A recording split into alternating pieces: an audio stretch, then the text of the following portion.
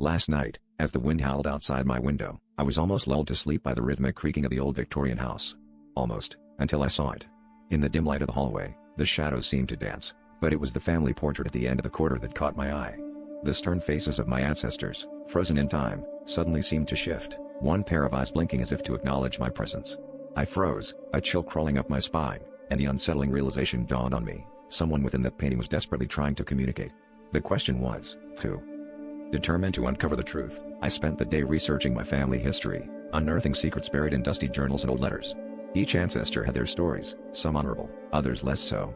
But one name, Uncle Thaddeus, appeared more than others, a black sheep rumored to have dabbled in the occult before his mysterious disappearance. The thought of him trapped behind the canvas, trying to escape, was both terrifying and compelling. I knew the portrait was more than just a painting, it was a prison.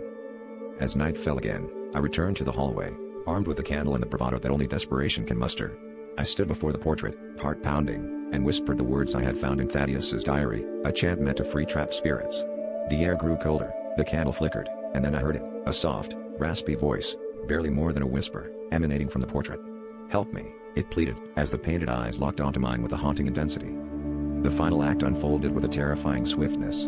The portrait began to ripple, as if the canvas were water, and a shadowy figure slowly emerged from the depths of the frame. It was Uncle Thaddeus, or rather, what he had become over decades of confinement. His eyes were hollow, his smile sinister, and as he stepped into the hallway, I realized too late that I had not freed him, I had released him. Now, as he advances toward me, the echoes of his laughter fill the house, and I understand, the portrait was not just a prison, but a gateway, and I had opened it wide.